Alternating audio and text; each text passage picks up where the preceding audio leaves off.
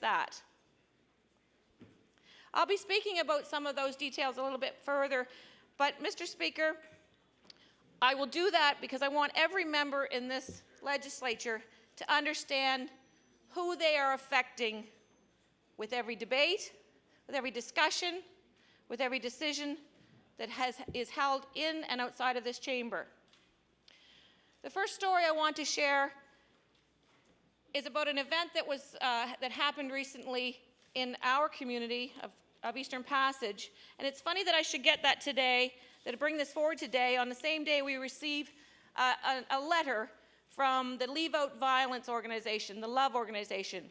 And you'll understand how I connect the two, particularly where they're talking about just showing some love, an event that they're planning. Mr. Speaker, the story I'm going to tell you actually has a very sad beginning, a tragic beginning, in fact, but it's a story worth telling. So many times we hear in our communities, we read in the newspaper, we hear on the radio, negative coverage about the young people in our communities, some of the activities they might be taking part in. We hear the negative, and it's time to start talking about the positive. Mr. Speaker, recently, 2 young students approached me in my office asking for my help to plan an event. A young lady by the name of Shannon Leach and another by the name of Amanda King. Mr. Speaker, about a year ago, these 2 young ladies lost a very dear friend, a young lady by the name of Carrie Lee Dixon, at the age of 11, about to turn 12 the next week, was tragically and horrifically taken from us. Mr. Speaker, needless to say, it was a premature death, and it was profound had profound effects on the entire community, and clearly on her friends and family. Shannon and Amanda wanted to do something. A year later, they wanted to mark the occasion of their loss, but they also wanted to mark the occasion of what would have been Carrie Lee's 13th birthday. So, Mr. Speaker, I worked with them. They worked hard. They worked to create an event at a local skate park in our community.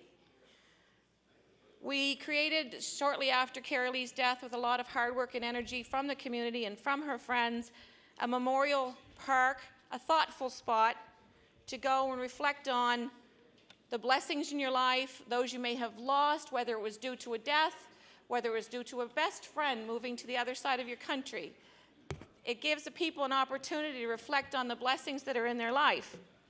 Well, this particular thoughtful spot held an important event this year. Roughly 200 people came to that place to mark and celebrate the memory of Carrie Lee. The 2 young ladies that I worked with gave out pink hearts for them to wear on their lapels. Everyone had a little safety pin with a pink heart, a felt heart. They marked it with 13 balloons being released by Carrie Lee's mother. They had a cake.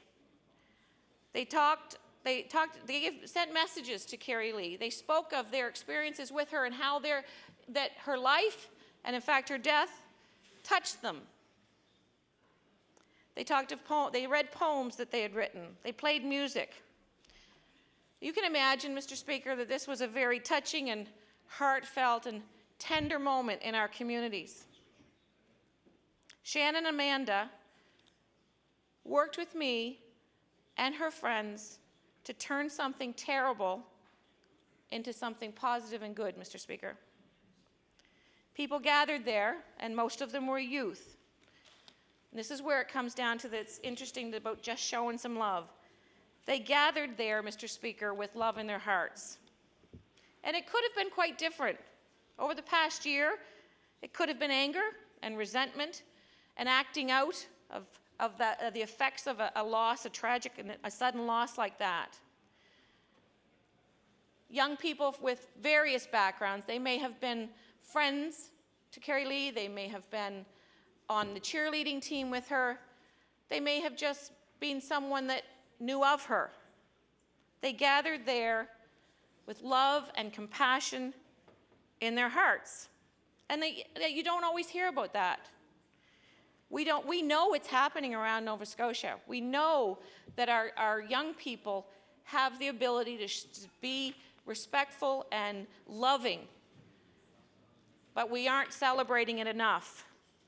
And although this is a sad story, these two young ladies wanted to make it good, something good come out of it for their community. I'm very, very proud of Shannon and Amanda for thinking of others at a very young age. I've spoken with Girl Guides and other young people in our community. They talked about, why do you think there are negative things? Why do you think there's crime happening in our community? Why do you think our young people are acting out? And one of the messages that I think is very clear is that they're missing, so many of our young people are missing opportunities to allow their love and their respect for people to shine through. We're so busy these days, and we're not taking the time to see it in them. And this was an event that allowed for that.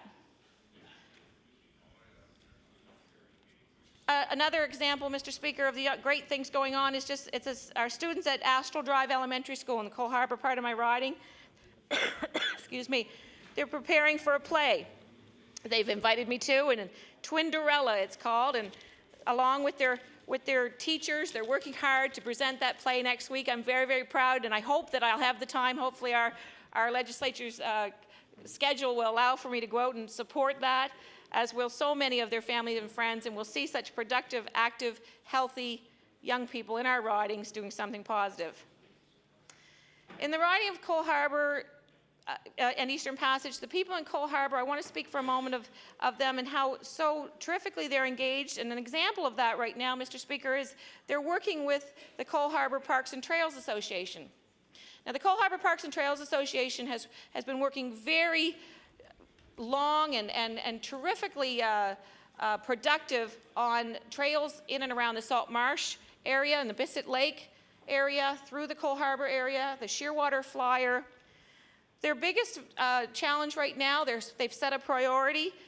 Jim Tudor, Holly Woodall, Jim Vance, just to name a few on the committee, are working with the neighbors in and around the Bissett Lake area to create a pocket park, a park-like setting of trails, an active transportation corridor, a place to go with their family and enjoy life. Take a break from their hectic schedules and enjoy life.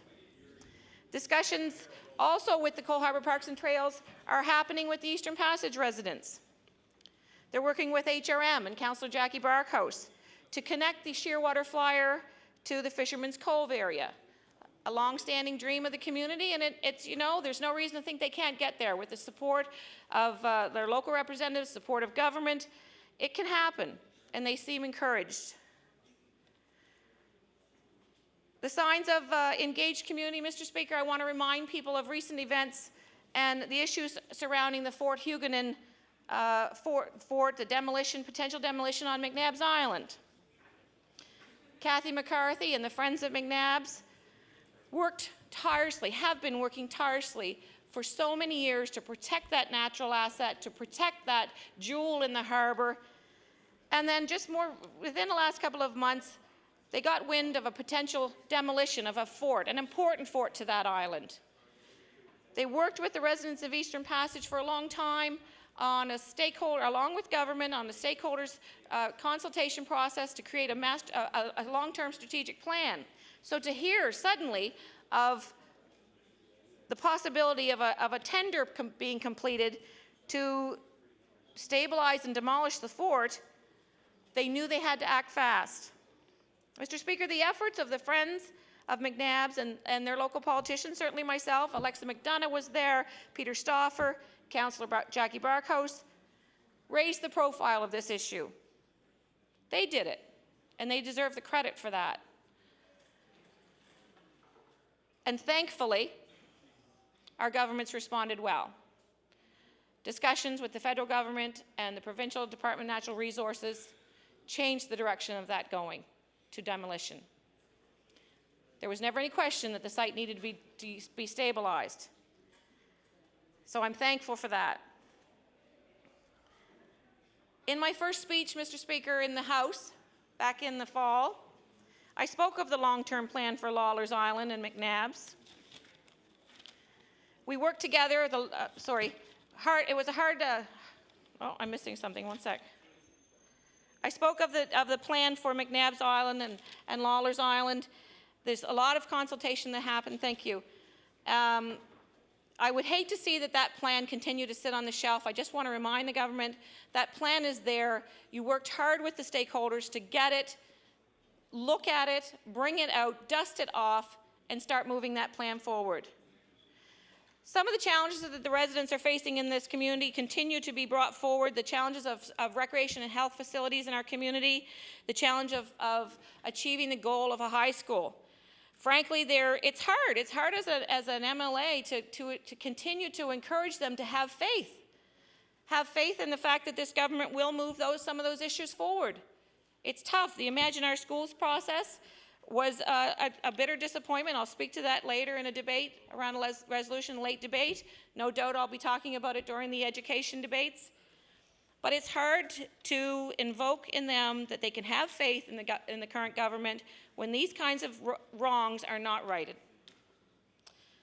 I can't imagine what it's going to take to convince, after easily 20 to 30 years of these issues being brought to the government of the day, to be moved and to finally achieve the goals.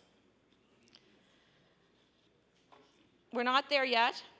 I'm looking forward to the day that the government can announce, and they seem to be, keen on making announcements of funding for this and funding for that. I look forward to the day, as does the HRM councillor, who their mandate is recreation and health facilities, to hear about funding that'll come from the government to fill that gap in the Eastern Passage, Cow Bay, and Shearwater, and Cole Harbour area in recreation. The residents, I just want to be very, very clear, the residents of Cole Harbour and Eastern Passage will continue to work with me to achieve the goals, and as they allow me to come here, represent them, I take great pride in that, and I look forward to it. Thank you. Thank you. The chair now recognizes the honourable member from Halifax-Citadel on an introduction. Thank you, Mr. Speaker. Mr. Speaker, I would like to draw the attention of the House to the gallery opposite, where Mr. Wahid Kermanshaw is sitting. Mr. Kermanshaw is one of the immigrant nominees who has chosen to remain in Nova Scotia and has shown great leadership in fighting for the justice and fairness in the treatment of immigrant nominees. I'd like to ask him to rise and receive the warm applause of the House.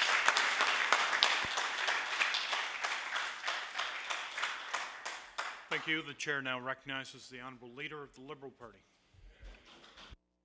Thank you, Mr. Speaker. It's my pleasure to speak going into supply and give the House a little bit of an update on my riding. It's wonderful to see young people in the gallery today taking an interest in public service and the debate that takes place in the House. I have the great pleasure of representing the riding of Annapolis, which I often say is the birthplace of this great country. 400 years ago, it was the first permanent European settlement. It was the beginning of multicultural Canada, when the Acadian and British and First Nations people came together for the very first time. Happened in my constituency, in around Annapolis Royal, which also happened to be the first capital of Nova Scotia. So it's wonderful to see you here and to take part in what happens on the floor of the House. So it's wonderful. Mr. Speaker. Mr. Speaker, my riding, I take in the riding of Annapolis, which goes from the Kings County line and goes down into Annapolis Royal, in behind the Annapolis Royal Courthouse, which I always like to add is my riding is kind of bookend by two golf courses. The Annapolis golf course is on one end, and on the east end is the Paragon golf course. And in the middle of my riding is a little golf course called Paradise, Eden, right in the middle of Paradise. And I would encourage all MLAs to come to the Valley and come to my riding and spend the weekend. A wonderful chance to play golf on three great courses in the province of Nova Scotia. One that we should be promoting and encouraging people from all over Canada and the Eastern Seaboard to come and enjoy the great recreational facilities that we have in and around the riding of Annapolis.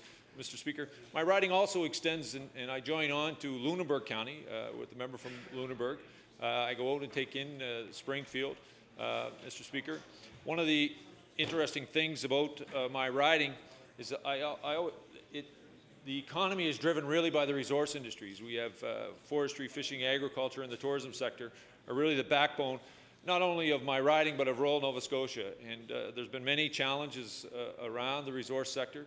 I know that the Minister of Agriculture is going to speak today, and he'll have an opportunity to talk about his department and around the things that they're doing to try to make sure that there's an agricultural industry that survives and stays here in the province of Nova Scotia.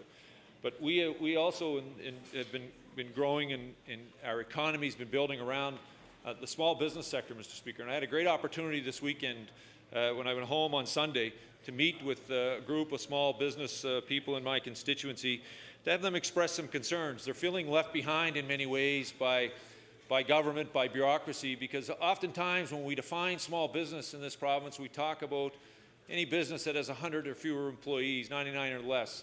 Mr. Speaker, well, for the vast majority of Nova Scotia businesses, there's 3, 4, or 5 people working in them, and they find that the only role they play for government is as a tax collector. When they're looking for support, when they're looking for help, no one seems to be there. And it was expressed to me so eloquently by these small business owners who are passionate about what they're doing, Mr. Speaker, from the service sector to a whole host of other business initiatives. They're driven by wanting to be successful, wanting to make sure that they've been able to carve out a life for themselves and their family in a part of Nova Scotia that they call home, a part of Nova Scotia that they want to raise their family and have their children live and grow.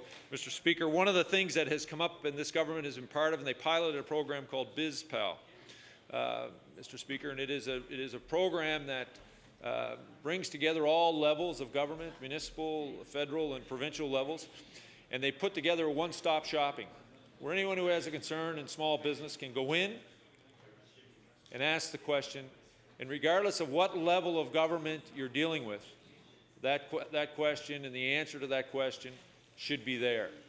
Too often today, what happens is we walk into one department or another, and we're said, that's not our issue, that's a municipal problem, so you need to go now to the municipality, or, sorry, that's not our problem, that's a federal issue, you need to go to the federal department.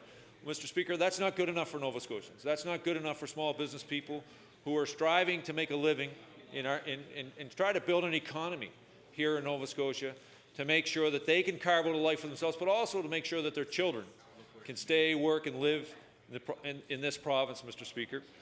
And I want to encourage the province, and the government today, to extend that BizPal program to the riding of Annapolis, in Western Nova Scotia, to make sure that the business people in Western Nova Scotia have that one-stop shopping, that access to the answers that they need, whether it's a permitting issue, whether it's a tax issue, it doesn't matter, Mr. Speaker. Whatever the issue, no business owner should be told, it's not our problem, it's another level of government. Those days are gone. We now should be building a level of cooperation, and this program is one of those, I think, programs and the pilot that has worked for Nova Scotia businesses, and we should be making sure that it spreads across this province to keep our economy moving. Today was referenced about the Annapolis Community Health Centre and the transportation issue that was associated with the Trans-County Transportation Network Society, Mr. Speaker. I'm very proud the fact that the health centre in Annapolis Royal is there. It's a model to me that this government should be looking at and be, quite frankly, duplicating all across this province. The Minister of Economic Development, who was then the Minister of Health, came down to the official opening and spoke about how this health centre was going to provide health care to the people of Annapolis and surrounding area. Mr. Speaker, it is a collaborative practice, one where we have physicians, nurse practitioners, LPNs, RNs, the entire spectrum of health care in one building, one office, in our community hospital, Mr. Speaker, providing care to the people of our area that I believe is a model and should be duplicated from one end of this province to the other. As a matter of fact, the people in Middleton now are building a community health centre in and around Soldiers Memorial Hospital to provide that same type of service to the residents in the Middleton area. Mr. Speaker, they may vary a bit, and what types of health care is being provided, because each model of community health center should take into account the dynamics, the things that are important to those individual communities, and those are the health professionals that should be inside of those community health centers to making sure that those people in that community have access to the kind of health care they're required. Mr. Speaker, it was referenced today during question period about a transportation issue when it came to the community health center and Trans-County Transportation Society. Mr. Speaker, those two volunteer organizations have partnered together to provide the people of Annapolis and surrounding area a transportation network that is sustainable, one that will be there in the long term. The Annapolis Community Health Center had been providing a transportation network for their catchment area, for patients of that clinic, patients in and around the Annapolis Community Health Center who required to leave their community for service, whether they had to come to Halifax or Kentville for a doctor's appointment, Mr. Speaker.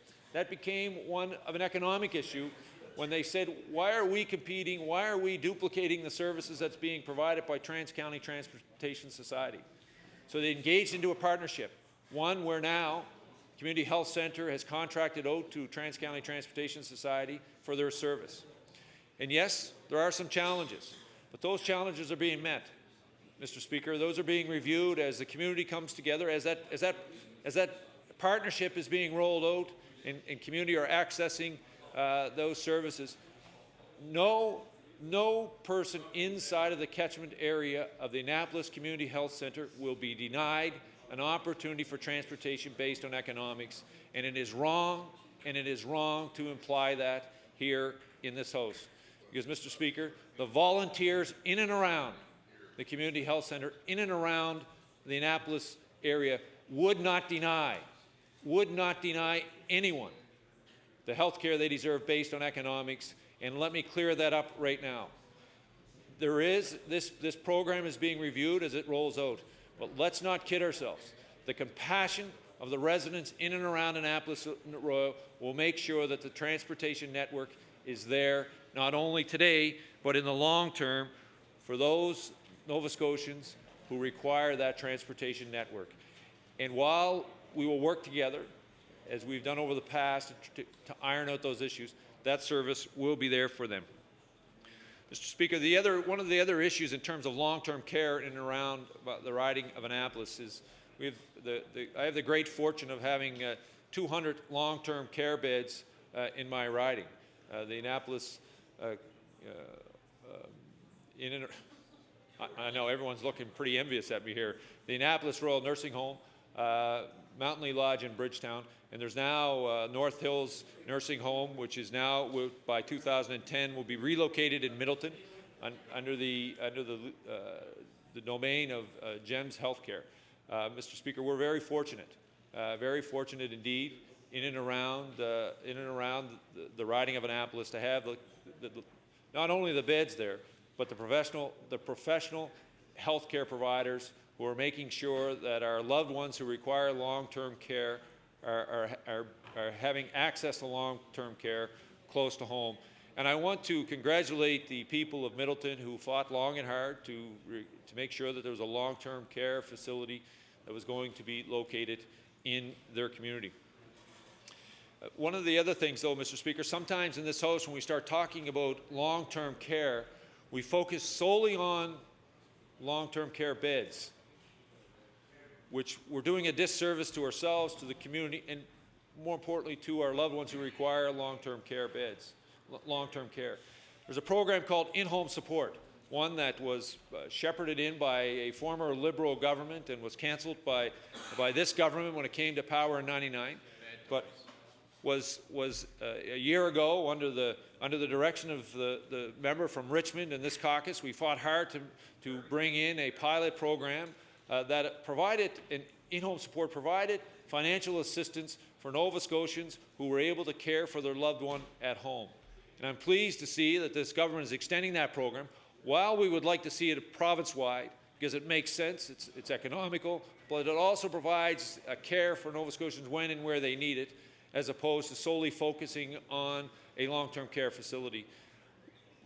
While we would like to see that program across this province, we are pleased to see that they're beginning to roll it out in other communities, making sure that other Nova Scotians have access to the in-home support program. The other one is that self-managed care program, which was driven by the member from Glace Bay, and it was around allowing people with disabilities to manage their own home care. That same program, Mr. Speaker, could move into a model of long-term care, where we could allow individuals to manage their own long-term care, their own home care. We could help them in terms of hiring their own long-term care provider, making sure that the services were there for them at home, and that would keep our seniors in their own homes longer. Mr. Speaker, my riding I don't think is a whole lot different when it comes to housing stock than many ridings in this province. It's old, Mr. Speaker. Many seniors on fixed incomes need support from this government to do modifications to their homes, whether it's sometimes it may be to put in a more efficient heating system. Some cases it may be changes to moving a washroom from one level to another so that senior could remain in their home for a longer period of time, Mr. Speaker. And those are the kind of initiatives we need to look at and stop solely focusing on long-term care bed. While they are an important component to providing long-term care to Nova Scotians, Mr. Speaker, it is but one option that we should be providing to Nova Scotians, Mr. Speaker. I know my time is running out, and I'd be remiss not to talk about transportation. And knowing that this government has ignored the riding of Annapolis for such a very long time, Mr. Speaker, I know that this riding, the riding of Annapolis, is first and foremost on their minds as the Minister of Transportation sits down and starts looking at where paving should take place in Nova Scotia. Because quite frankly, Mr. Speaker, the people of Annapolis pay taxes as well. The people of Annapolis pay taxes, and they deserve to have the same type of roads and services as they do in Lunenburg County, as they do in Inverness, as they do in Antigonish. We deserve to have the same level of service, Mr. Speaker. So I would encourage this government to look at the riding of Annapolis in terms of transportation, infrastructure, making sure that the people of Annapolis have access to quality roads, making sure that our economic corridors are paved, that the commerce can take place to ensure that the families of the riding of Annapolis can build an economy, can build an economy not only for themselves but for their children, to making sure that the birthplace of this great province, this great country, will begin to thrive in not only this year, Mr. Speaker, but well into the future. And I look forward, as we continue debating the budget and continue to move forward, to hear this government make some wonderful announcements for the people of Annapolis, as I know they would see fit to treating them equally. So, Mr. Speaker, with that, I will now provide the Minister of Agriculture an opportunity to tell us about the great things that the people of Annapolis can expect out of his department. Thank you. Chair now recognizes the Honourable the Minister of Agriculture. Yes, Mr. Speaker, I wonder if I could quickly ask to revert back to orders of the day. Orders of the with day. With consent. Yes, orders of the day, tabling and reading of petitions. Is it agreed that we revert back to tabling petitions? It is agreed.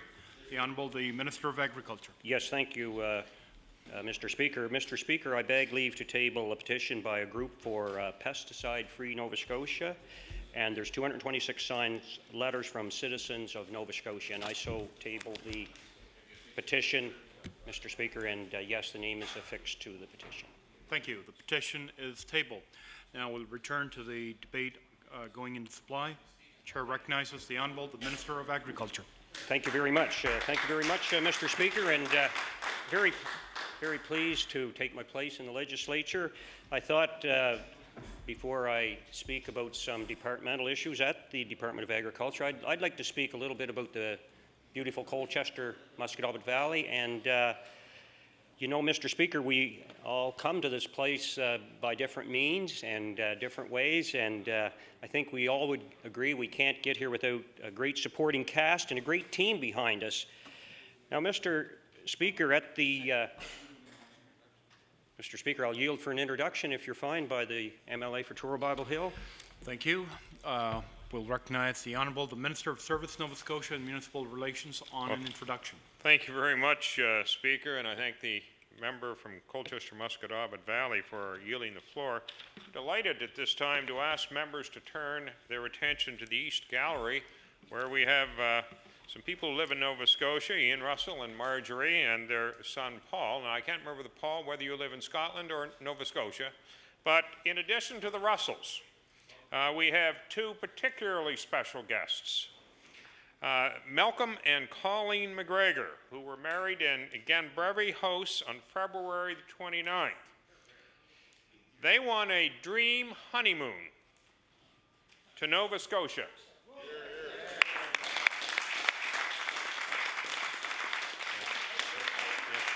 Now, I want to tell you, not only that was sponsored by one of the major radio stations in Scotland, I think the largest perhaps.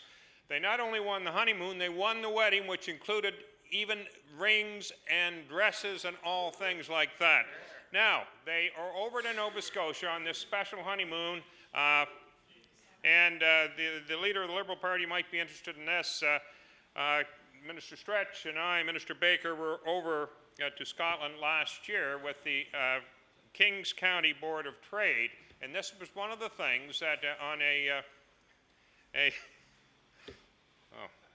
excuse me, this is the floor of the House of Assembly, and we've got one of the Kings County MLAs, or Annapolis County MLAs, who is adjacent to Kings County, saying that he wants to be included in this, and so we will include him, because I think there were a number of prizes given by Valley businesses which did include Annapolis County, as well as Digby and Kings County. I did see the list. But anyway, look, we're delighted to have you in Nova Scotia. I know that in a very few minutes, Minister Stretch is going to induct you into the Order of Good Time, and we're delighted to have you, and we hope that you will like it here enough to come back again and again. So would you stand and receive the warm welcome to the host?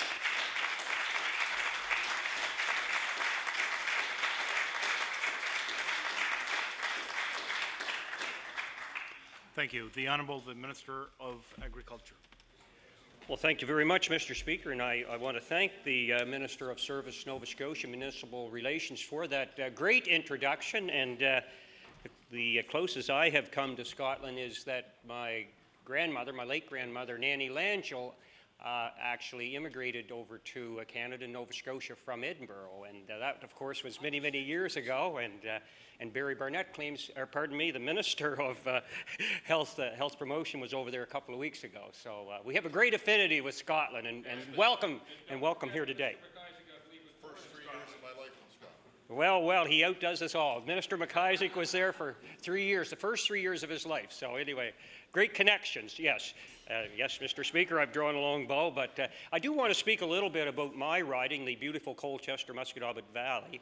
And I did notice the fine speech by the previous orator, the leader of the Liberal Party, when he spoke about the boundaries of his riding. And the riding that I represent has boundaries on Truro Bible Hill to the north, and of course to Waverley on the south, and to Pictou on the east, the far east, I like to say, and of course Hants East would be to the west. So we're certainly very securely tucked in as far as the boundaries go. And Mr. Speaker, back in 1991, as a community member in the Musquodoboit Valley at a much younger age than I am today, I decided to jump into municipal politics. We had a situation where there was a vacancy in the Musquodoboit Valley, and 4 of us, we put our names in the hat, and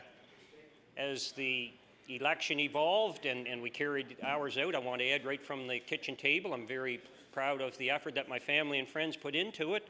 I was successful, and I am pleased to say that the other 3 candidates are still very good friends of mine, and I enjoy conversing with them from time to time.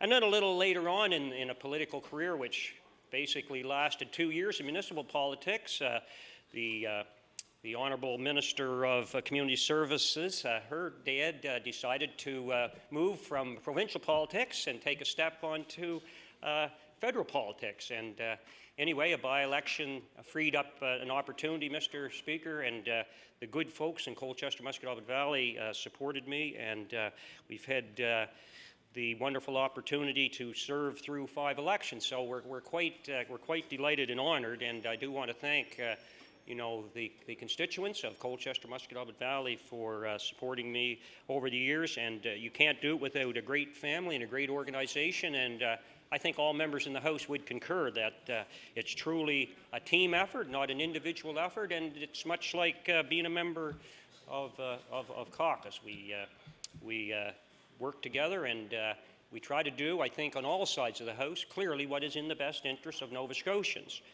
Now, Mr. Speaker, I do want to say that in the beautiful Colchester, Musquodoboit Valley, there are some 63 communities, and Mr. Speaker, it is, well, the Honourable Member, he's been in here for some time in the House. He's on the Honourable Member for Timberley Prospect. Probably thinks I can't name all those communities, but I could probably name 3/4 of them without too much difficulty. But I won't go there today because I have some important things that I do want to speak about, Mr. Speaker, and that is just how important agriculture is to the province of Nova Scotia. And Mr. Speaker, as I move along in this discourse regarding the agriculture sector, I want to point out that yesterday there was, an issue relative to the most stringent food safety regulations in the country, and in 2006, Nova Scotia adopted what is deemed to be by all provinces in Canada, the most stringent food safety regulations in the country. And the department is in fact developing a new database to better manage food safety information, and food inspectors, Mr. Speaker, and this is worth noting, food inspectors conduct approximately 9,700 inspections annually in a variety of facilities throughout the province. And consumer complaints have reduced by 28%, and reports of suspected foodborne illness have been reduced by 28% over the last 4 years. So those efforts are part of the government's broader environmental health protection program, and during the summer of 2006, the Chronicle Herald published articles about the Nova Scotia Food Inspection Program, and of course there was a story that focused on PEI's effort to make food safety information available online. In Nova Scotia, inspection reports are available to the public through the department's routine access policy, and I want to make it very, very clear that if you were to contact the Department of Agriculture, you would receive up to 3 reports regarding food inspection records of restaurants or licensed establishments free of charge. So there seems to be some misinformation going around that you would be charged for this information. The fact of the matter is you would receive up to 3 food safety inspections without being charged at all. At present, we have 20 food specialists that carry out these inspections in over 3,700 licensed food service facilities in the province of Nova Scotia. And they conduct food handling training courses. They have, on occasion, unfortunately, had to order immediate food destruction, and there have been closures of facilities. But these food safety specialists are nationally certified, and they are recognized right across the country as public health specialists. The food protection program is risk-based, meaning the greater the public health risk, the more inspections that are carried out and the more inspections that are required. The Department of Agriculture was nationally recognized in 2000 by the Canadian Institute of Public Health Inspectors for excellence in public health protection, specifically in the area of food safety. My gosh, that must have been a long introduction because the time has just flown by. But Mr. Speaker, another area that I did want to touch on and focus on that is extremely important to the farming community and, of course, to consumers and processors is the Select Nova Scotia program. We developed last year and implemented a buy local initiative here in the province of Nova Scotia, and it was called in quote, the Select Nova Scotia program. And this was to promote awareness, increase consumer knowledge, and encourage consumption of Nova Scotia agri-food and seafood products. And the department and industry initiated many products to promote buy local prior to the development, of course, of Select Nova Scotia. And during budget estimates, the agriculture critic for the NDP was complaining that somewhere along the line he felt that we on this side of the House had copied a program that the socialists were in fact promoting. And the fact of the matter is, it was this side of the House under the former Minister of Agriculture that brought to the attentions of Nova Scotia the fact that he would like to bring forward a buy local program. He's now the Minister of Health, and he did a lot of the table setting, if you will, regarding the buy local campaign. And in fact, somewhere, I think it was previous to the 2006 election campaign, the NDP staged another photo op regarding buy local, but in fact they didn't have any, if I might, meat on the bones. But what this government did, under the leadership of our Premier, who has come in, by the way, with a 7 straight balanced budget, is support and encourage through the efforts of everybody on this side of the House, a budget of $350,000. So again, this year we will have a buy local program. And I just wanted to clear up any misconception that members opposite might have that somehow the NDP had this great idea. I think we all, when it's a good idea, we can certainly claim responsibility and claim credit. But the fact of the matter is, and the record will clearly show, that the Minister of Health stood in this House a few years back and as Minister of Agriculture and promised a buy local program. And in fact, some members opposite had said, well, it's time to deliver. Well, we did deliver the program. We plan on having the program in this budget year, so we would ask, again, the NDP to support the budget. They believe so much in our Select Nova Scotia program. We know that they will be extremely supportive of that element of the budget. Now, Mr. Speaker, I would like to say that, again, it was a case of the minister and the department working with a stakeholder group. And we brought forward a ministerial advisory committee made up of stakeholders right across Nova Scotia, and they, working with the department, developed a Select Nova Scotia signature event. The program was unveiled at the provincial exhibition in Truro last year. The Premier was on hand, and it certainly received a lot of support from the people that were present. Now, we want to increase the number of industry partners with specific emphasis on the seafood industry, and I would like to acknowledge and thank my colleague, the Minister of Fisheries, for his support for the program. But we believe in strengthening the business development component, exploring new collateral and promotional materials, exploring opportunities to maintain visibility during winter months.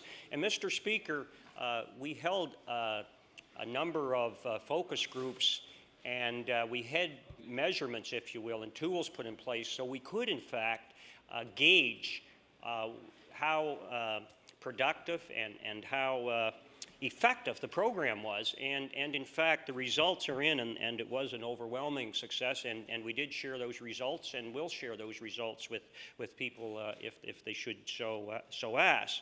So we have hired a staff person dedicated solely to implementing the Select Nova Scotia business plan, and we believe that it's imperative that we all work together to increase awareness and knowledge surrounding locally produced food. People are very, very concerned as to where their food comes from. What's the origin? Is it safe? What's the quality? And Mr. Speaker, you know and I know that Nova Scotians produce the best food in the world, Mr. Speaker. Sometimes when we go through the checkout at the supermarket, I do take the opportunity not to be too nosy, but I do like to look and see what's in people's cart in terms of the foodstuffs. But a good percentage of the cart is full of non-food, like non-agri-food products. So, you know, it's not really fair to say that your food is one of the biggest expenses, it's expensive. But if you look at the other products that you might find in the shopping cart, you'll find out that the food may represent only 50% of the products that are in your shopping cart. And the point is that we still have the best food, the cheapest food in the world, and we're going to continue on this side of the House, and I would expect all members will continue to support our Select Nova Scotia program. Mr. Speaker, I know you will. Thank you.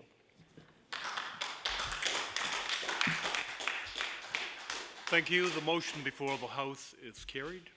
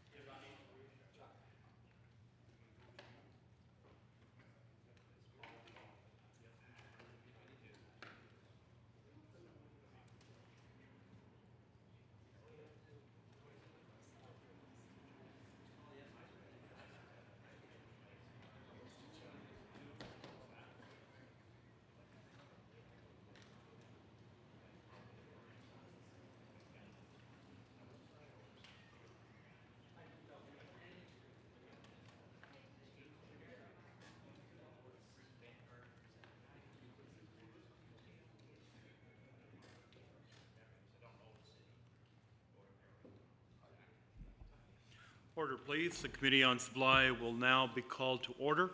The Chair recognizes the Deputy Government House Leader. Thank you, Mr. Chair, and I would move that we move into the estimates on education. Thank you. We will continue with the education estimates. The Chair recognizes the honourable member from Waverley, Fall River, Beaverbank. Thank you, Mr. Chair. And to continue, I guess, where we left off yesterday, and I'd like to probably start off, I guess, this afternoon with my first questions, what I would probably term as some soft questions or some housekeeping questions. And I know that both the minister and the deputy have heard these questions before, but I think for the record, I'm just going to have some reiteration here. Now, I noticed the construction list, which is always of great interest to all Nova Scotians when it comes to new schools, and I would like to think that any time we talk about new construction or even those things that are classified under renovations, is that those of us either in the House or even outside of the House would never want to pit one community against another. I think when the issue was raised, or I shouldn't say issue, but maybe the concern was raised with the, I think the name of the school was Lakeview Consolidated being added to the list, and there was some initial concern about how that got on the list, and there was some discussion in the House and outside of the House around how that happened to be.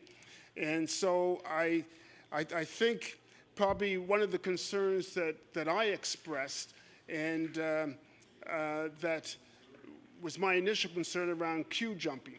And hopefully that because of party stripes or anything, that this wasn't the case. So maybe if we could just start off the afternoon, if the minister, through you, Mr. Chair, could just maybe briefly comment on the current construction list, and more particularly with reference to Lakeview Consolidated going from innovation to a new construction. Please. Thank you. The Honourable the Minister of Education. Thank you, Mr. Chair, and thank you to my critic for the question. And I'm pleased to be able to provide response and clarification as to how projects that are renovations projects do become new school construction projects. And my explanation will be the same as I've given before, but I will give it here again. The current capital construction list that we're working on was established in 2003. And at that time, there were a number of new schools and there were a number of renovated projects there. And it was an extensive list. It was over $400 million list at that time. And we have been working through that list as capital dollars allow us to each year. However, as we move through that list, there are sometimes changing demographics, there are changes within the school community, and there are oftentimes that boards come back to us and say, you know, we know it was approved for renovation, but let's look at the situation that we currently have. Sometimes that is initiated by the department staff themselves to say, is this the best use of the dollars that we have committed to that particular project? So getting to the Lakeview School, it is one that when it was announced in 2003 was to be a renovations project. In that particular community, there are two schools that accommodate the elementary students. There is a P to 2 school, and then there is a 3 to 6 school. And it was renovation dollars for the grade 3 to 6 school that was approved in that list in 2003. And at that time, the cost to do that renovation was about $4 million, $4.7 million. We all know that the costs of construction have risen since that time. And as we approached the beginning of expending dollars on that project, staff had a look at that expenditure. And they costed it at this point in time to be about over $7 million to do that same scope of work. At the same time, they looked at the community that would still have 2 schools. It would have a very old school with their primary to 2 population, and it would have an old school renovated to the tune of $7+ million for their grades 3 to 6. And a question, is that the wisest use of our taxpayers' dollars to serve the students in that particular community? And the decision was made at the time that no. What would it cost to build a new school that would accommodate all of the students? And so the projected cost for that was about $10 million. So it begs the question, do you invest $7+ million to renovate an old school, or do you add $3 million to that to build a new school and bring all of the students from that community into one building? And thus the decision to change the renovation project to a new project was made and was announced. And I would like to also add that when I went back through to see if we were setting precedent here, we are not. And 8 projects that were on that 2003 list as a renovation have now been switched over to new. So it wasn't a precedent. It was made in the interest of education programming for those students, as well as the best use of dollars.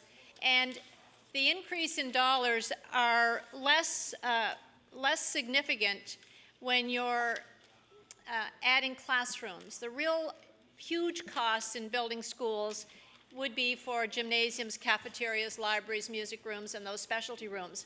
Those were already there in the 3 to 6 school, so adding classrooms to accommodate the grade primary 1 and 2 students allowed the cost to be reasonable. Thank you. The honourable member from Waverley Fall River Beaver Creek. Thank you. Thank you, Mr. Chair. Still staying with the construction list, one of the things that I'd like to know, and I should say one of the many things, but is can the minister provide me with a timeline as to what the schedule is going to be for the new construction? I know that what we have and what I've seen is I've seen some planned openings, and I have a particular concern with planned openings of September.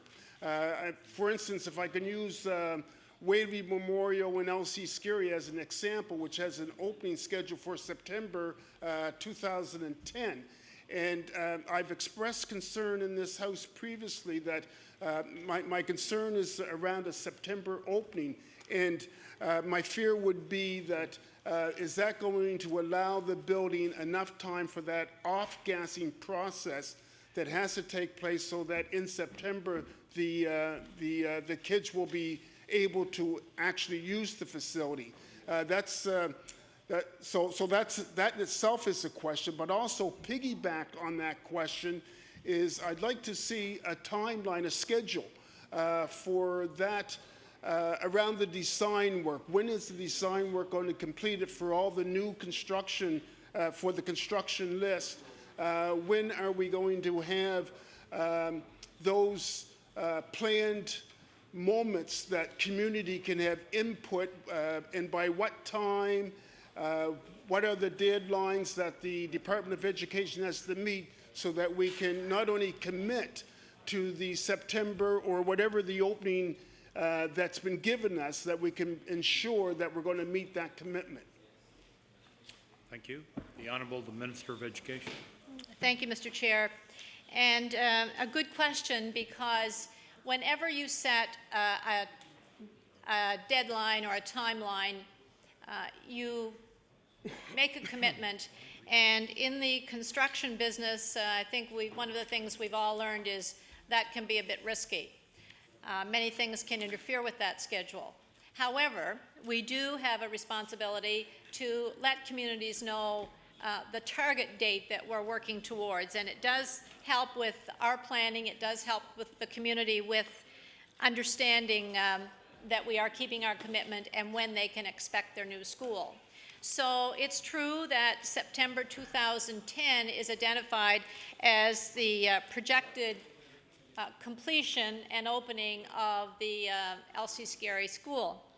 And I'd just like to speak, if I could, a bit about the process, because as the member knows, it's a lengthy process, and it's one that's a test of everyone's patience and endurance. However, we do have a process in place, and we do move through that. And in particular, the first thing that has to happen, of course, is that we have to have a suitable site. And with the LC Scary School, we are working with the board and with the community. I believe the preferred site is the current school site. We recognize that there are 2 buildings on that site, and the challenge that we now have is how do we accommodate all of the students during construction time if we have to demolish one of those buildings before the new one can go up. And so those are things that have to be worked out. But once that is completed and we have finalized the site and the steering team completes their work on the design, then we're ready to go to tender and begin construction. With respect to completion time and occupancy time, and I think that's the real question here, is if we have targeted September of 2010 for the school to open, we would want to make sure that our construction was completed in time for that off-gassing to take place, for the transfer of equipment and furniture into the building, for the students to finish off their year in one school and be ready to start in another. So we would be expecting that completion, construction completion, would be in the summer of 2010, so students could occupy that building safely in September of 2010. However, that's something that we do monitor, and if for some reason, and we've had some schools where the occupancy was delayed because construction was delayed and we didn't have that breathing time. We also know that we had the situation at Citadel High, and the period of time from the end of construction to occupancy was not as great as we would like it to have been. So we're very aware of that, and we want to make sure that we respect that. Thank you. The honourable member from Waverley, Fall River, Beaverbank. Thank you, Mr. Chair. Through you, Mr. Chair, am I to interpret that is that I will be provided with some sort of scheduling regardless of how tentative or how unsure it may be, taken into consideration that things could change pending on availability of materials or weather or storms or whatever the case may be? The Honourable the Minister of Education. Thank you, Mr. Chair. We can certainly provide you with our past experiences about how long it takes to move through one step into the other. We can certainly give you that as a guideline, keeping the September 2010 opening as our target and backing up from there, because the number of months that contractors tell us they need for construction, and then you back up from that to when you have your design completed, you back up from that to when the site is ready. So we can give you some tentative blocks of time that are required to take us through each one of those steps in the process. Thank you. The Honourable member for Waverley, Fall River, Beaverbank. Thank you, Mr. Chair. And that would be for all construction. And I've only used Waverley Memorial All-Sea Scary as the example only. I got a question mark at the end of that. And I guess my next question, and it's in partnership with what we're just discussing now. And my question is, does the Department of Education, does it have a business plan as such? So is there, I tried to access the website, but I didn't see anything on the website regarding the business plan. So if the department has a business plan, is it easily accessible, and where would I get it? The Honourable the Minister of Education. Mr. Chair, the answer to your question is yes, there is a business plan, and we can certainly provide the member with a copy of that. It normally is on the web page, and if the current one is not there, we can provide one for you. Okay. Thank you. The honourable member for Waverley, Fall River, Beaverbank. Thank you, Mr. Chair. I would like to move right along, and I guess go into an area that's probably been pretty close to me for the last, since I've been elected, and that's the one around lunch fees. And I'm certainly not going to speak for my honourable colleague here to my left. Maybe he might touch on lunch fees as well when he rises in his place. But in particular, again, it seems like in the riding of Waverley, Fall River, Beaverbank, this has been a particular sticking point, and I think what happened around lunch fees, it grew to be an issue in greater proportion with all residents in the riding, in HRM, because it has an impact on everyone, these lunch fees. And I don't know if the minister is aware, but there was an agreement back in. I just want to refer to some notes here, so I will get it right. But I think it was in 2004 that Ashley Jefferson School made a temporary arrangement through the XL program, which was only meant to be a temporary thing. At that time,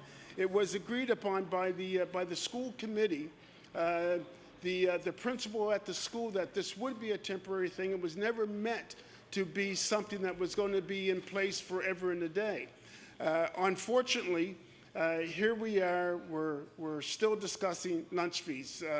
I certainly recognize, as a member of this House, that the convenience of children staying in school over the lunch period. I certainly recognize and appreciate that regardless of where you live, whether it be in Peninsula Halifax, whether it be in rural Nova Scotia, whether it be in suburbia, that parents make and plan their day. In lots of cases, we have many families where both parents are working, or you got single parents where having their children stay at school during lunch hour is an added plus.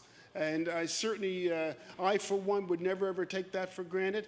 But there seems to be an unfairness when it comes to these lunch fees. First of all, we're talking about something that was implemented in 2004, and I'm quite sure it was 2004, 2003, which was only supposed to have been a temporary thing, all of a sudden became a permanent thing for one particular school.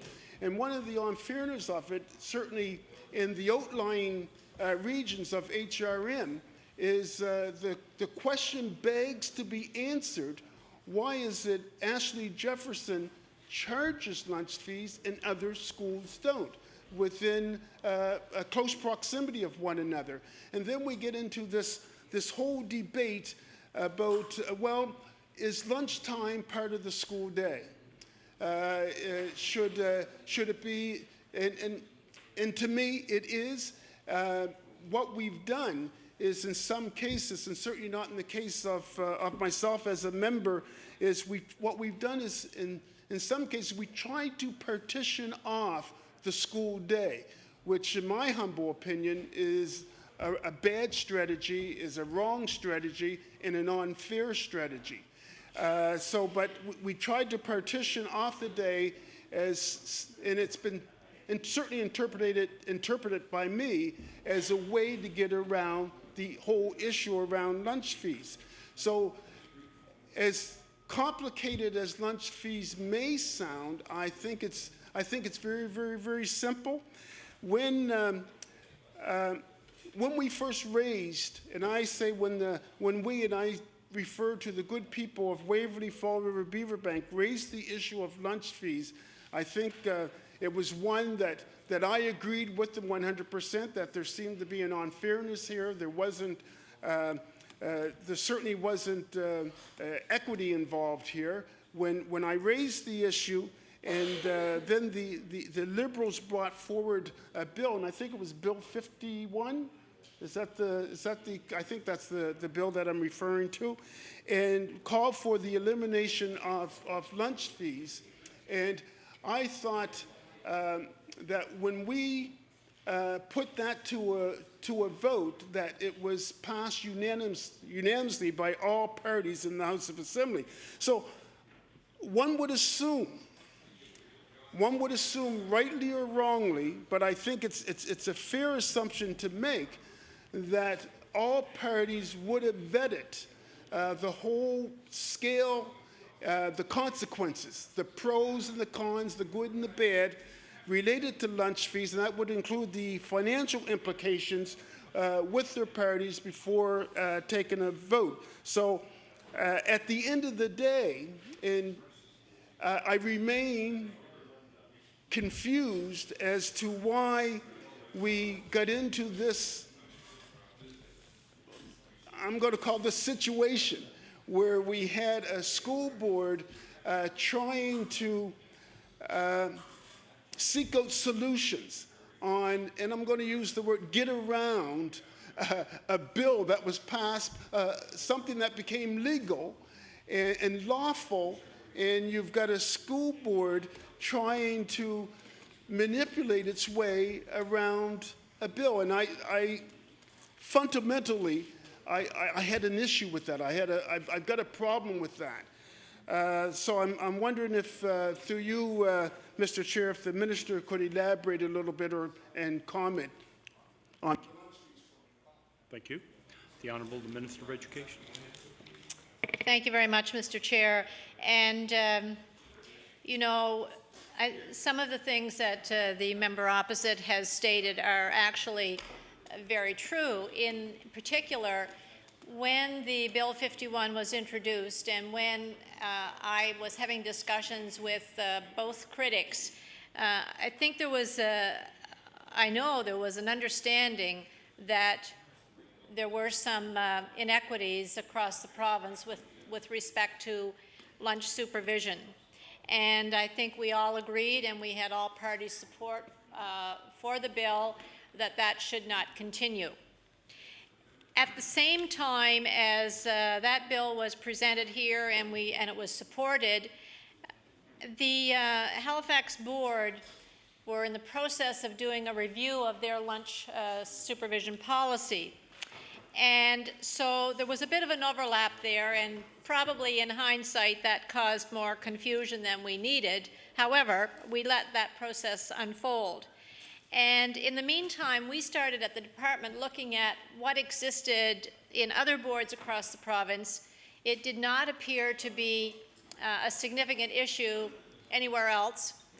And in fact, the more we looked, we realized that it was not a significant issue in some parts of Halifax board. So we could narrow it down to a number of schools where this was presenting a problem. And the legislation, the Bill 51, provided some clarification for that.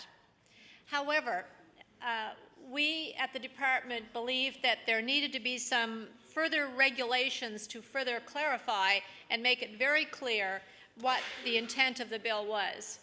And the intent of the bill was that students would not be charged to stay at a school for lunch period. And so those regulations are being formulated as we speak, but they address those students who travel to school by bus, students who are in a school because of program reasons, in particular French immersion, and that was one of the issues raised by, brought to my attention by my critic. And the third one was students who do not have enough time to walk home at lunchtime. And so the regulations that will support the bill will provide that clarification. The question of the costs to implement that bill have been raised in the public, and they've been raised at the board meeting. And again, I'll refer to all other boards in the province. They are currently covering supervision of students during lunch period in a variety of ways out of the funding that they get as part of their board funding from the province. Many schools across the province and some in Halifax Regional Board have that supervision provided by teachers. In fact, I was visiting a couple of schools in the Bedford area, a high school and a junior high, and without even talking about lunch fees, I asked the principal if most students stayed for lunch and activities during lunch period and who provided the supervision. And his comment was very clear: my teachers provide the supervision. So I know that that model exists. But across the province, as I say, there are a number of ways. Some it's teachers doing supervision, and we know that in the collective agreement, teachers do not have to do that supervision, but we do know that some teachers do that, and I guess I can speak from a personal perspective, both as a teacher and an administrator, and I think my colleague across the way would support my comments, that there's no better way to get to know the students in your school than to be amongst them doing supervision when they're not in instructional class time. The interaction that you have with those students serves everyone well. The second thing is, again, from an administrator's perspective, the period right after lunch break is often the most challenging and your office is very busy. When teachers are providing that supervision, there seems to be a decline in the number of referrals to the office. So school principals and teachers are recognizing that it is important for them to have that interaction, and they are providing that supervision. In other boards, again, out of the funding that they get, are hiring noon-hour supervisors to come in and provide that supervision. And as a principal, I've worked in that school, a school like that, where community folks who have an interest in the school come in and they provide supervision and they get paid for that. So there's more than one way to provide that supervision. There are a number of ways. And so what we're saying to Halifax Board and to all other boards across the province is that we expect that supervision to be provided at no cost to students.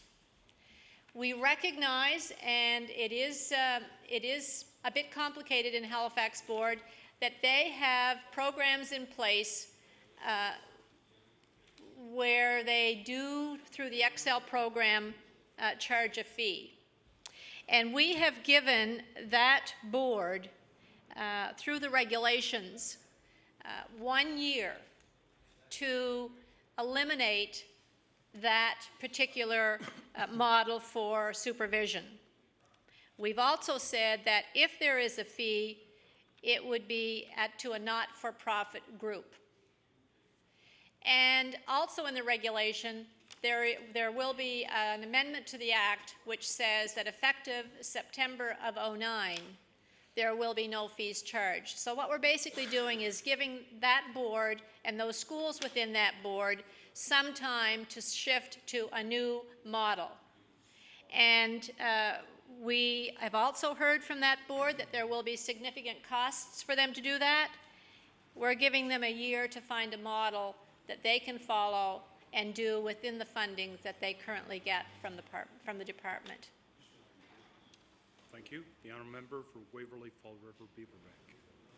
Thank you, Mr. Chair. And I think one of the things that I've heard there is that the board will have to do with what it's got. So what I'm hearing is that there will be no additional funding provided to the board to cover the cost of lunch monitoring fees. Is that correct?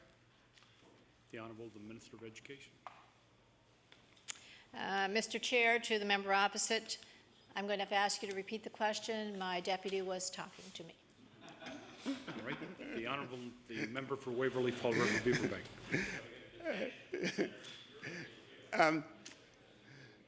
What I heard was that the board, particularly the Halifax Regional School Board, is going to be asked to absorb the costs and that there will not be any additional funding to cover the cost of lunch monitoring fees.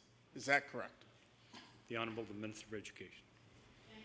Thank you, Mr. Chair, and thank you for repeating the question.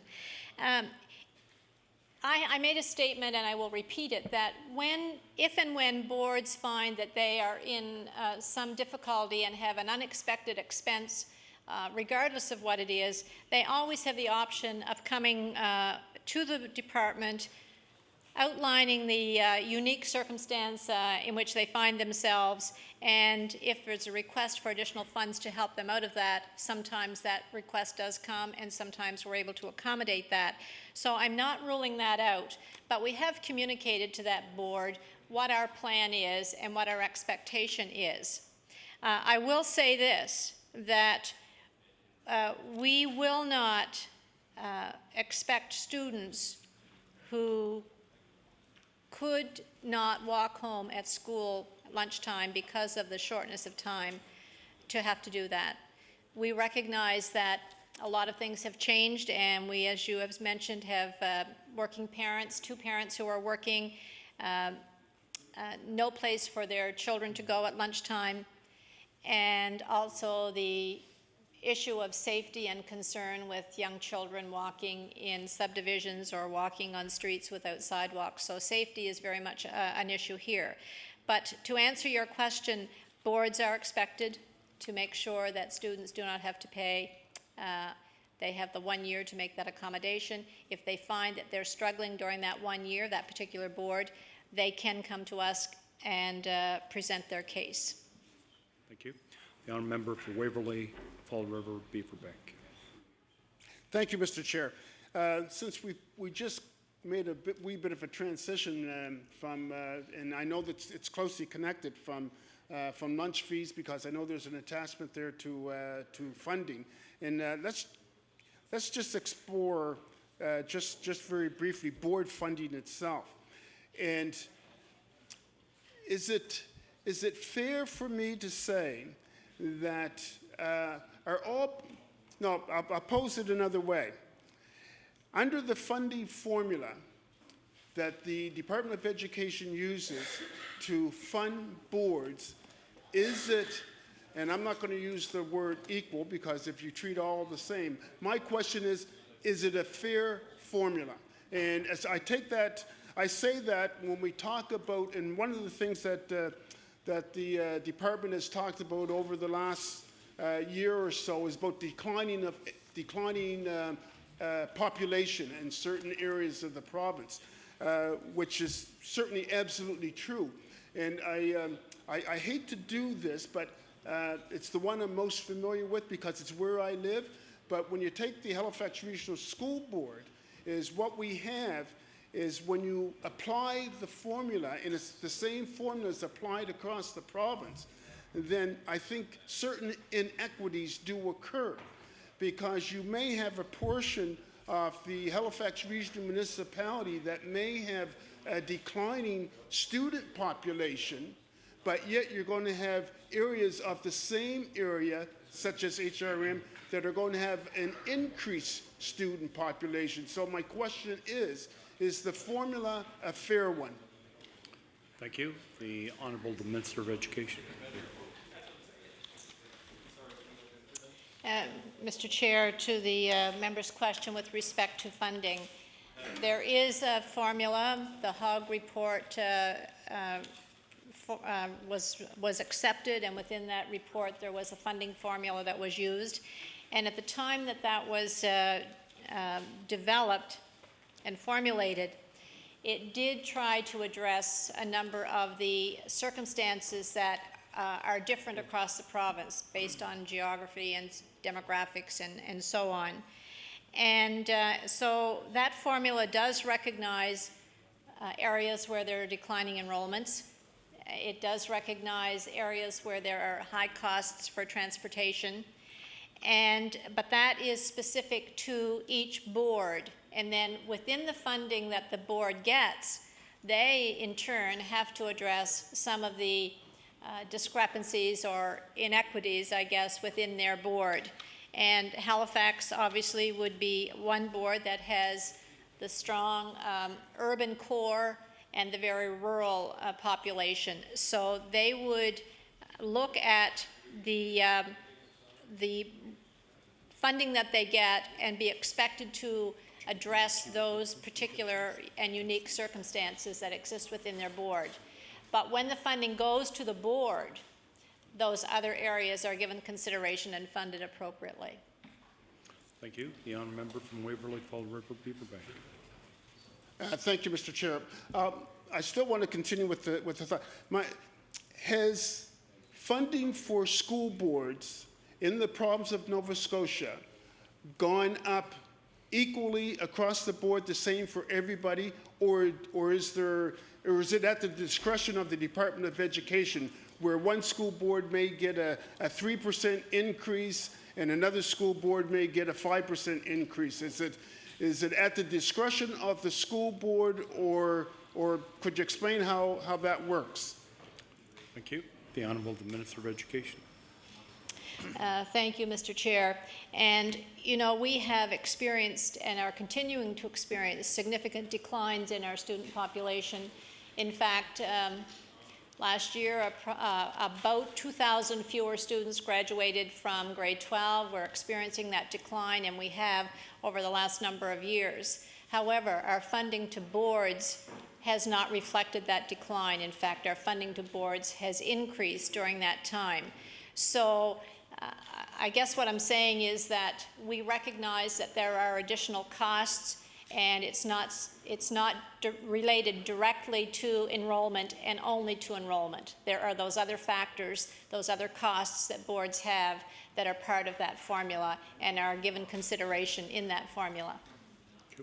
The honourable member from Waverley, Fall River, Beaverbank. Yeah, thank you, Mr. Chair. Yeah, to the minister, I would recognize that there would be things that have gone up. I mean, if you look at heating costs alone, I think you're going to see an enormous increase in heating costs. So I guess the real question that I'm asking is what I'm trying to determine is the formula, and if it's across the board, if every school board is treated equally, then the formula may not be a fair formula, because and again, it goes back to not only just students, but I think the minister so well put it, that there's other reasons why education costs can go up. It's not all related to the decline in student population. For instance, it could be a renovation on a school. It could be associated with fuel costs. It could be related with a number of things. So is it at the discretion of the school board, or is it 3% or whatever the percentage is right across the board for everyone? Thank you. The Honourable Minister of Education.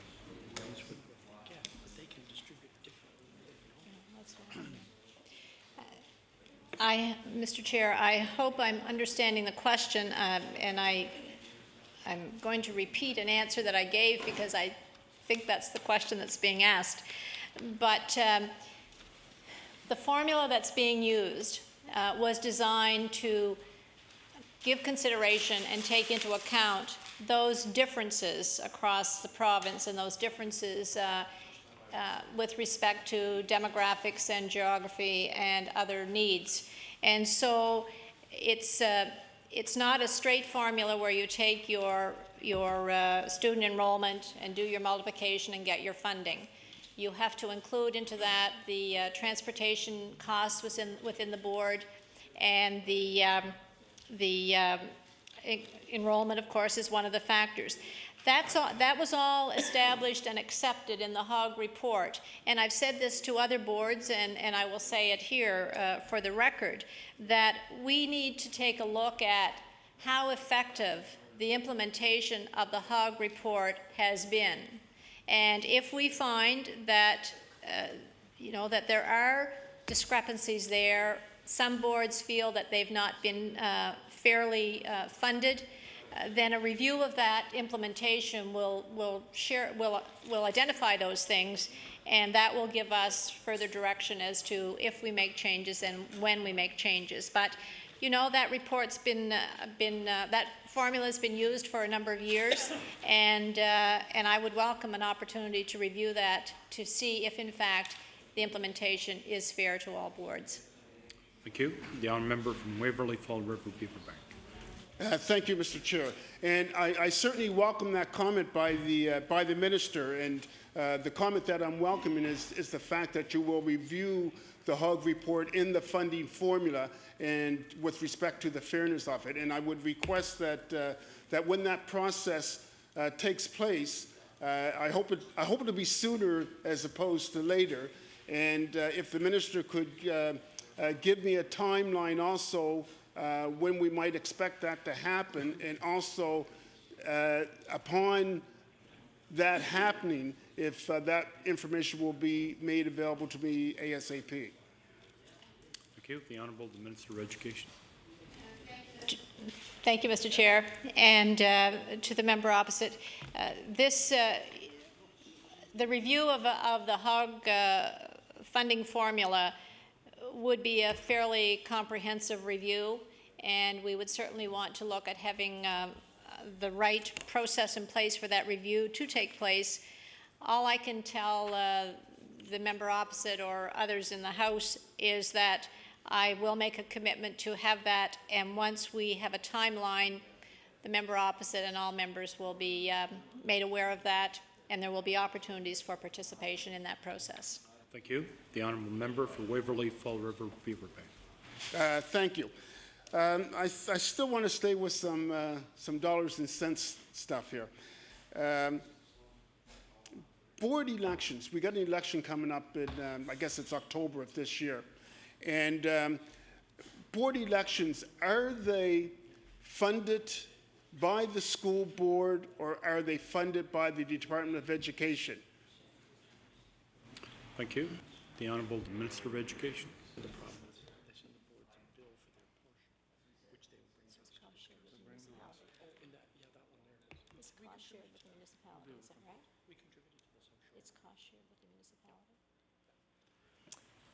Thank you, Mr. Chair. The elections that are upcoming in October, both school board and municipal elections, are cost shared. The school board elections are cost shared by the municipality and by the department.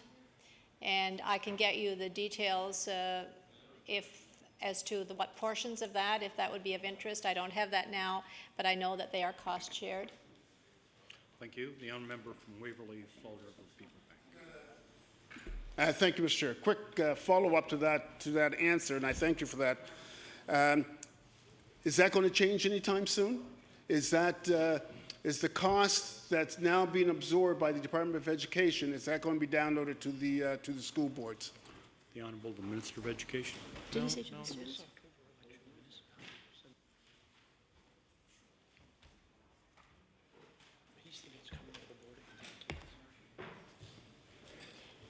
Mr. Chair, to the member opposite, I'm not expecting any change to that soon, but I would certainly want to remind the member opposite and all members that the costs of that board election, the board's contribution to that should not have any negative impact on services to students. Thank you. The honourable member for Waverley Fall River Beaver Bank. Thank you, Mr. Chair. When I hear that may not happen soon, then I guess that a red light goes off and says to me that, well, maybe it is going to happen. And I appreciate and I recognize when the minister says that it will not impact what goes on in the classroom. And I guess I would, if I'm deducting this properly, then I guess I would assume, and I don't want to assume too much, then that future budgeting for school boards will reflect that added cost to them if those prices are downloaded towards them. The Honourable the Minister of Education.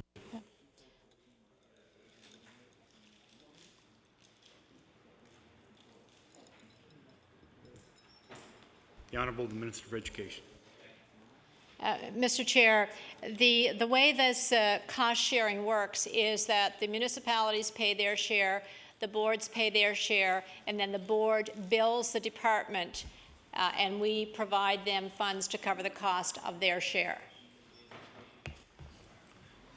Thank you. The honourable member for Waverley Fall River Beaver Bank. Thank you, Mr. Chair. I don't want to beat this one to death. So just so that I understand, so that will always continue then for the next number. You don't see any change in that? The Honourable the Minister of Education. Mr. Chair, to the member opposite, as he would know, each year is a budget year, but we have no plans to change the structure and the model that's currently used. Thank you. The honourable member from Waverley Fall River Beaver Bank. Yeah. Thank you, Mr. Chair. I'm really enjoying the way that this flow is going because when there's been some good transitions here, at least for me, from my perspective. Now we're talking about boards and we're talking about board elections. And it raises for me, the last election, the last board elections along with the municipal elections, but there was some fallout as a result of the school board elections. Certainly in one part of the province, a member of the African Nova Scotia community went to court over a seat that he was vying, a board seat that he was vying for, the African Nova Scotian seat. And also we had a case in another part of the province where somebody went to the Nova Scotia Human Rights Commission. So my next question to the minister would be, what steps has the department taken to rid the elections of these current flaws or these past flaws that existed and caused all these disruptions in our political process? Thank you. The Honourable the Minister of Education.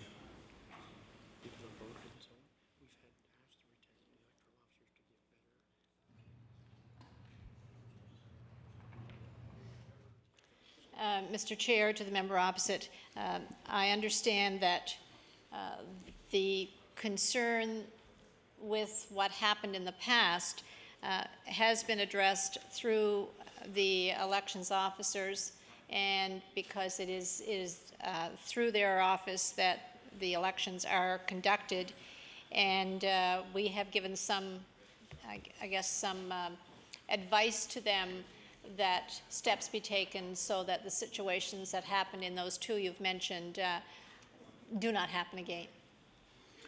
Thank you. The honourable member from Waverley Fall River Beaverbank.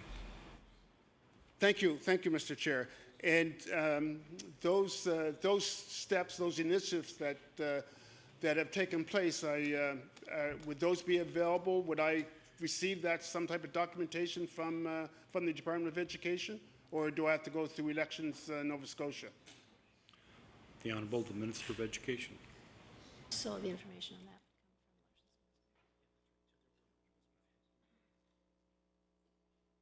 I would suggest, Mr. Chair, that that information should be available through Elections Nova Scotia. Thank you. The Honourable the Member for Waverley Fall River Beaverbank. Thank you, Mr. Chair. Still with board elections. Currently, as it stands now, we have the seats that are provided for the African Nova Scotian community.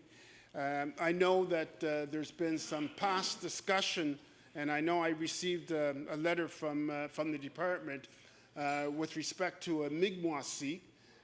So I guess my first question is, will that be on the agenda for this year, for October? Will there be a Mi'kmaq seat similar to the African Nova Scotian seat?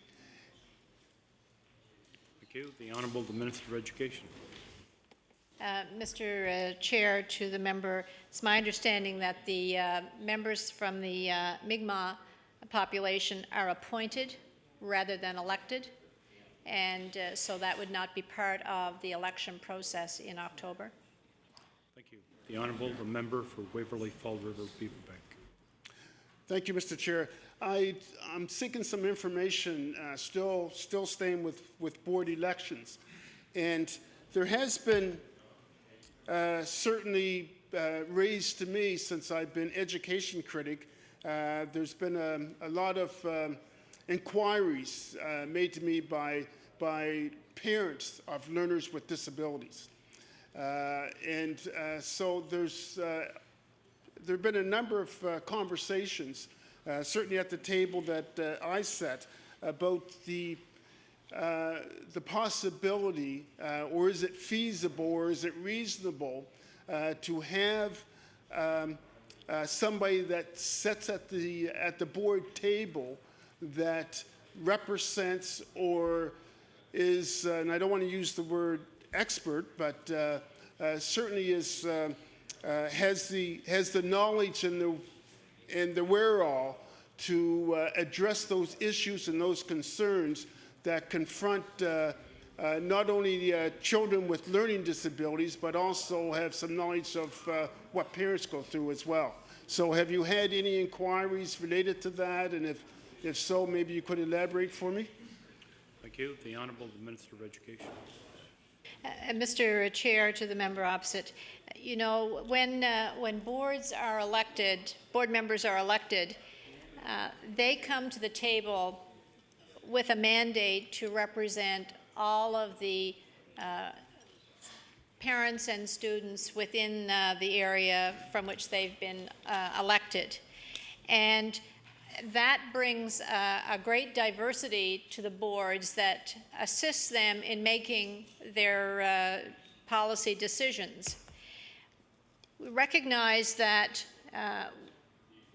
that diversity allows a lot of expertise and a lot of professional knowledge to come to the board tables. Is it ever possible to have a professional or a specialist from every segment of education represented at the table through an elected board member? No, it isn't. But the intent is to get that broad range and that diversity there. But board members and board staff do benefit greatly from advisory committees and advisory groups that provide them with the information that they need and the background they need to help them make good policy decisions. And that's the model that we currently work through and work with, and it appears to work well. Any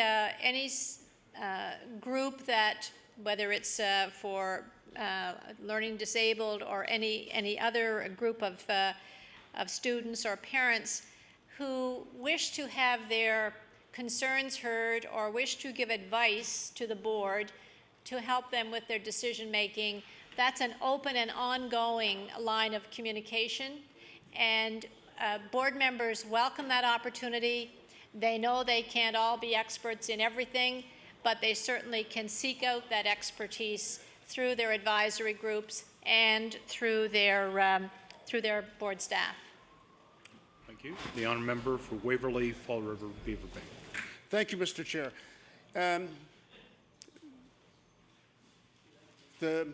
Madam Minister, you brought up the word diversity, and I guess it made a mental switch for me, and I can remember certainly in my years in the public education system here in Nova Scotia was in oftentimes, I'm not going to say sometimes, but oftentimes I was disappointed as a youth growing up in Nova Scotia about the lack of recognition of that diversity in our textbooks.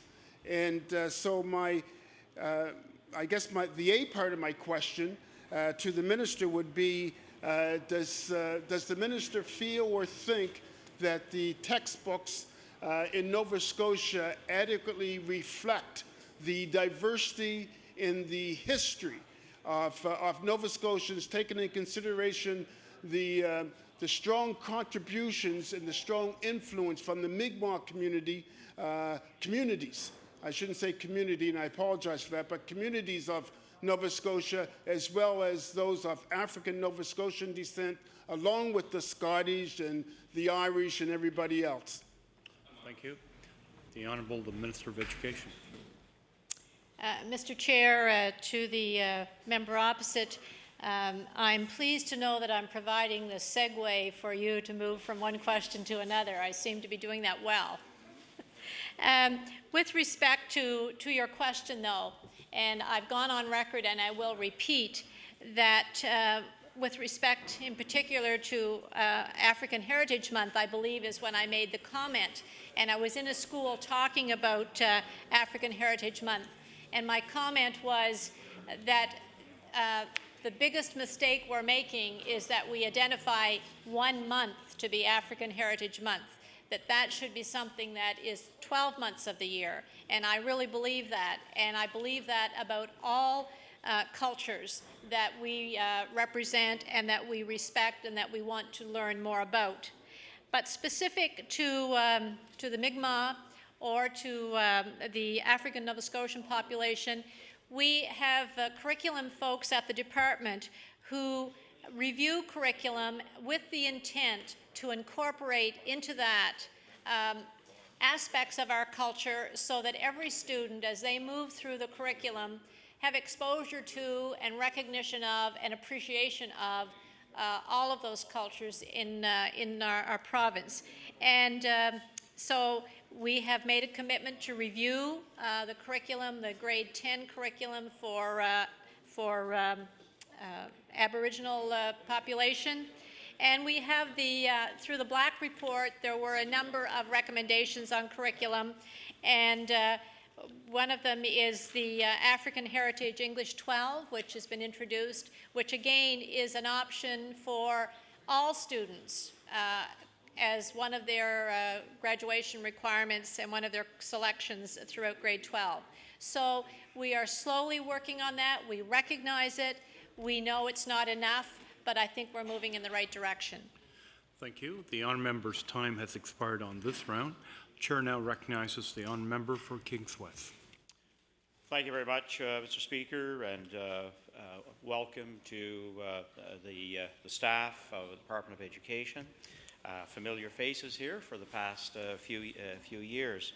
And my first comment is really a general one, and it's been a year since we've taken a look at some of the detail that we are able to do in estimates, plus look at some of the program initiatives that have been going on. But I first want to take this opportunity to say that working with the Minister and with my colleague, the critic for the NDP, I think the three of us have had a very, very productive relationship in the best interest of students here in Nova Scotia, and I do want to applaud the Minister for her availability, for her time to work on issues that are brought to me as the Liberal Education critic, and also to my riding as an MLA, and that's something that no matter about our partisanship when it comes to education, we do have a very, very common and interest in trying to make good decisions and improve our education system. So I thank the Minister for that. The area that I was looking at, I guess our questions will be broken up into three parts, P to 12 and post-secondary, and then I guess that kaleidoscope of questions from my colleagues, which will come for part 3. But I was going to do some on university education today. There were a number of students from ANSA who are here in the House, but they've had to leave. I know some students are still writing exams, so perhaps they'll come back tomorrow. An area for me that has been, I guess, one of the special interests that I have been an advocate for, starting back now about 3 to 4 years ago, and that's with the specialized schools and the programs that they offer. And I know it started with Thomas Aquinas and the possibility that they would have to close their doors before a school year ended. And it was for me the very first time to look at the two schools in Metro. I was fairly familiar with Landmark East because it's been established for such a long time, and it's also being close to my riding in Indianapolis Valley. So it gave me an opportunity to take a look at what went on at Bridgeway Academy, and now Churchill Academy has taken over the programs that were offered at Thomas Aquinas. There's no question that these schools are filling a tremendous need. Perhaps we may even say a void left by public education through the process of inclusion. And I think they are rightly connected because some of the students that had special needs, whatever the disability may be, and most of them are around language processing of one kind or another. And so these students had to be left behind perhaps for 2 or 3 years before they were able to get the support, in some cases, of course, from their school board. The province has always recognized that students may not be served completely by the public school. And there was an opportunity for boards to assist with a student going to Landmark East, for example, and then these other 2 schools came along. The 2007 budget announced a 1-year extension of the program with no mention in it of 2008. Now, this year, we see the per student allocation to school boards was $6,400, and to allow that money to follow the student if they need specialized education that the public school was not able to provide. So my first question to the minister, why has the government not made a long-term commitment in regards to the tuition support program? Thank you. The Honourable Minister of Education. Thank you, Mr. Chair, and I would make a comment before I begin to answer the question that the reference to a very strong working relationship that I do have with my 2 critics, I believe has made some changes that have caused benefits to all students in this province, and I thank you both for that support. I believe that we look at issues based on what's in the best interest of students, and that's not a bad starting point. So thanks for your cooperation, and I look forward to that continued partnership.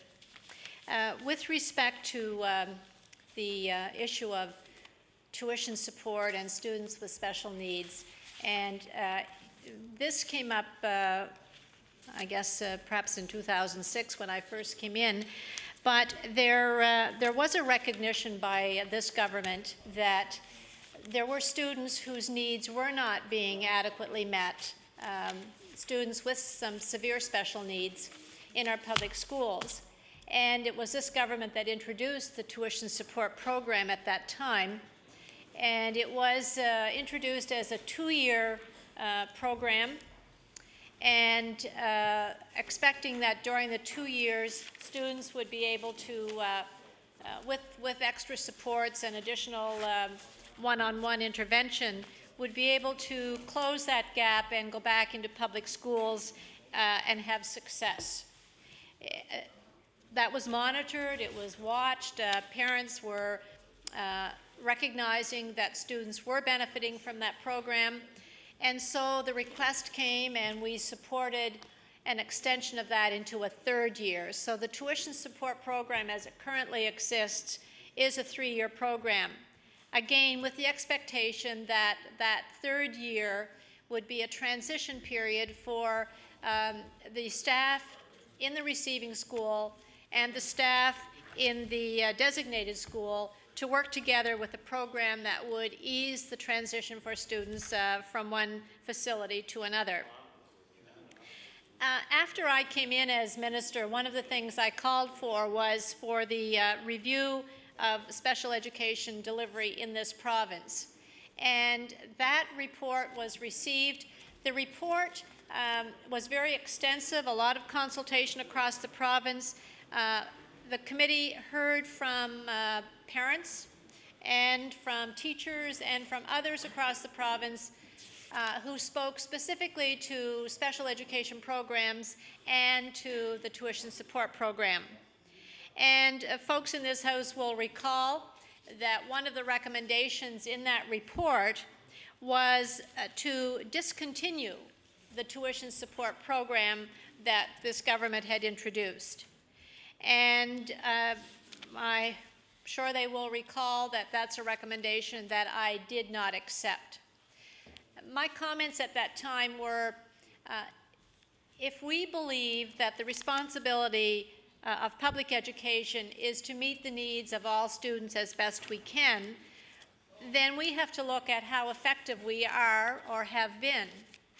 And I was not prepared to take the opportunity for students to attend a designated school, was not prepared to take that opportunity away from them if in fact that opportunity was helping them meet the need. And until we were able to deliver a program as good or better than the one that they would receive there, I was not accepting that recommendation, and the tuition support program would continue. So that's a little bit of the history of where we are.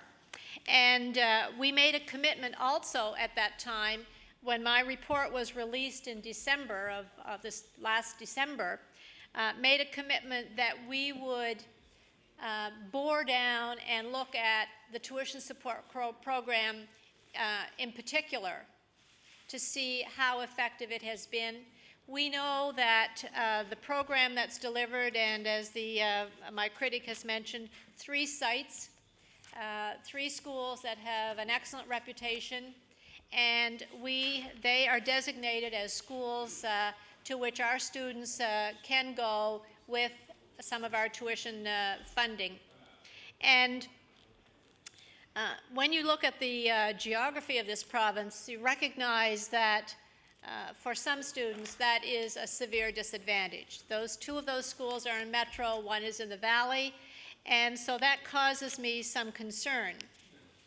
Ideally, students could get that program in their own community school, but until we have teachers who are trained and understand the particular disabilities that students present, and until they have strategies that can effectively cope with those and help students succeed, we wanted to leave that option of a designated school open to them. But my purpose in calling for a review of that tuition program in particular had to do with what they deliver, how they deliver it, and where they deliver it. Because I think that if that is a model for meeting the needs of learning disabled students in this province, that we need to look at equity. Thank you. The honourable member for Kings West. Thank you, Mr. Chair, and thank you, Minister, for that overview and reflection on your comments when the review came out. And I was certainly one critic that was very pleased that the tuition support program was endorsed by the minister, and would concur that it is needed, and hopefully we are going to be looking at a time when we can transition to each of the districts, hopefully the seven districts plus CSAP, that would offer specialized education in some type of renewed or reformed format for the future. When you did respond to the special education report in December 2007, you announced the hiring of consultants. I'm wondering if the minister could update the House on the progress and the mandate that the consultants have been given. So just if we could get a status report on that, please. Thank you. The Honourable, the Minister of Education. Thank you, Mr. Chair. And yes, I did certainly indicate that part of this addressing the concern and looking for possible solutions was to have someone in place to take the lead on that. And it is in the budget that's before us.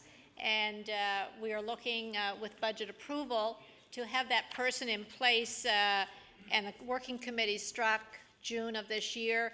And I think the information that was released at the time is that they would be expected to have a report to me in June of '09 with recommendations as to what we need to do, what we can do, and what we should do to provide a broader menu of choices for students who have special needs. So pending approval of the budget, that position will be advertised, filled, and the working group will begin their work, and they will report back in June of '09.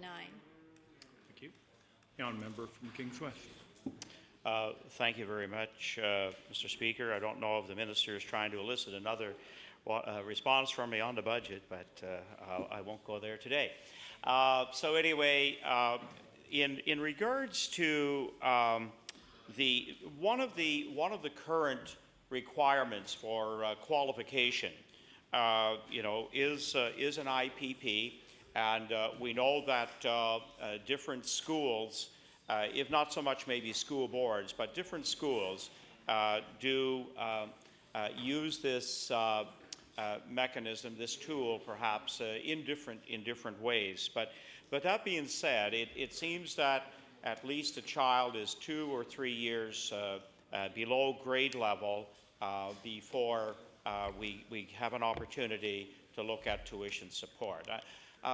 I personally find that troublesome, especially since some students are able to get an educational assessment fairly early on, and we know the severity of some of the learning disabilities, ones I know the minister would be very familiar with.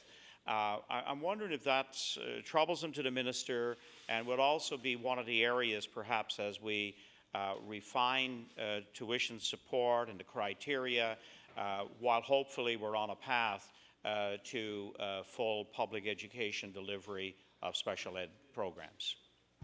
Thank you. The Honourable the Minister of Education. Mr. Chair, to the member opposite, it's true that at this point in time the criteria that we use to determine eligibility, I guess, would be that the student must be on an IPP. And